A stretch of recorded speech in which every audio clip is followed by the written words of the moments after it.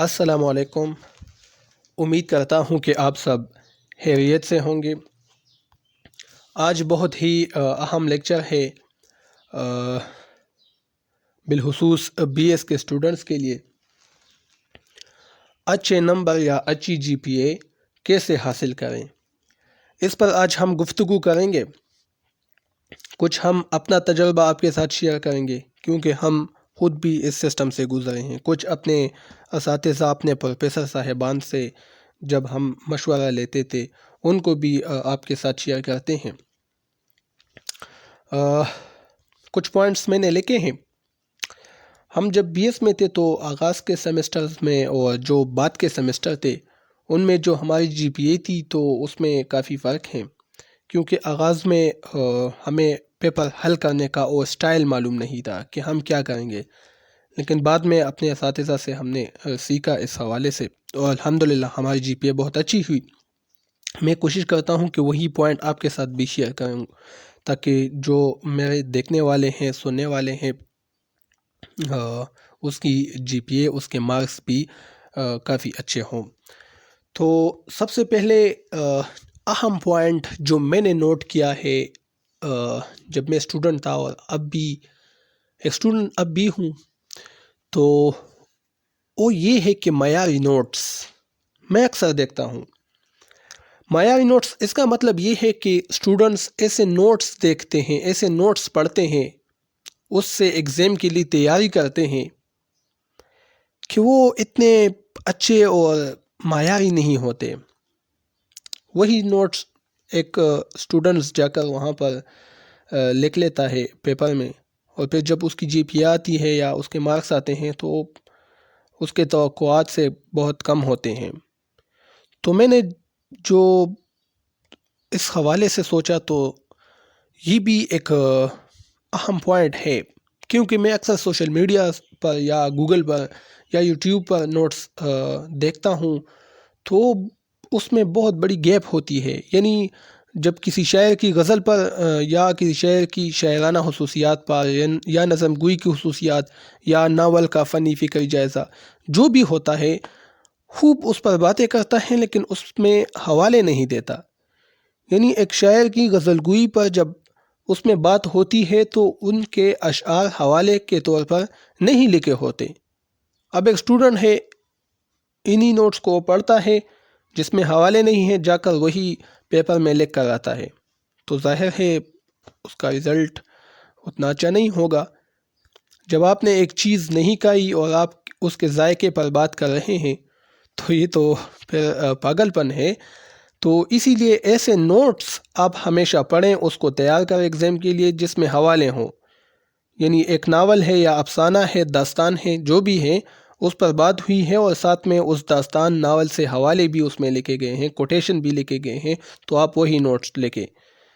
اسی طرح اگر کوئی غزل گوئی کی خصوصیات ہے یا نظم کا فنی فکری جائزہ ہے تو دیکھیں کہ نظم سے اشعار حوالے کے طور پر لکھے گئے ہیں یا نہیں، تو یہ نوٹس یہ لکھے تو انشاءاللہ آپ کی جی پی اے وہ بہت ہی بہتر آئے گی۔ یہی میرا اپنا تجربہ ہے، ہم نے اس کو اپلائی کیا تھا اور اس کا الحمدللہ بہت ہی بہترین رزلٹ آیا تھا۔ دوسرا اہم پوائنٹ وہ ہے خوشنویسی یعنی خوش خط لکھنا، خوبصورت لکھنا۔ یہ ایک چیز ہے جس کی وجہ سے میں کافی پریشان تھا۔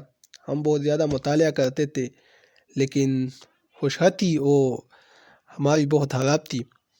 اب الحمدللہ کافی بہتر ہو چکی ہے، کیونکہ میں اکثر نوٹس لکھتا رہتا ہوں، آپ کے ساتھ یوٹیوب پر شیئر کرتا ہوں، تو اب ماشاءاللہ اس میں بہتری آئی ہے۔ لیکن آغاز میں جب ہم بی ایس میں تھے تو یہ ایک مسئلہ تھا، خوش خطی لکھنا۔ تو یہ بہت بڑا امپیکٹ اس کا ہوتا ہے۔ جب آپ بہت ہی قابل ہوں گے لیکن اگر آپ کی خوش خطی ٹھیک نہیں ہے تو جو پیپر چیکر ہے، پیپر چیک کرنے والا، اس کا دل نہیں چاہتا کہ میں اس کو دیکھوں۔ اگر آپ کی خوش خطی خوبصورت ہو، اس کے ساتھ ساتھ آپ نے مطالعہ بھی کیا ہو، تو ضرور جو چیک کرنے والا ہے اس کی دل لگی ہوگی، وہ آپ کا پیپر بہت ہی اچھی طرح سے دیکھے گا اور آپ کے مارکس بھی بہت اچھے آئیں گے۔ ہمارے ساتھ ایک اسٹوڈنٹ تھا، وہ بہت کم لکھتا تھا، بہت زیادہ کم لکھتا، 3 پیجز یا 4 پیجز، لیکن وہ بہت اچھے نمبر ان کے آتے تھے۔ کیوں؟ کیونکہ ان کی خوشخطی بہت خوبصورت تھی، وہ بہت زیادہ خوبصورت لکھتے تھے.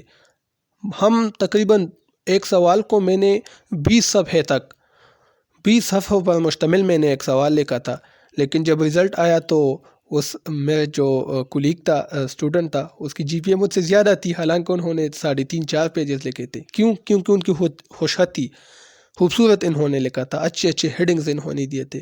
بعد میں ہم نے بھی وہی طریقہ کار اپنایا، پریکٹس کی، اور الحمدللہ جی پی اے بہتر ہوئی. تو اس کا بہت دھیان رکھے، خوبصورت لکھے، کم لکھے، خوبصورت لکھے، یہی فارمولہ آزمائے. اچھا، وقت کی تقسیم، یہ پوائنٹ یہ بھی اپنے ساتھ نوٹ کر لے. پیپر کا 2-2.5 گھنٹے وقت ہوتا ہے، 3 گھنٹے، ان میں کچھ آدھا گھنٹہ ایم سی کیوز کے لیے ہوتا ہے.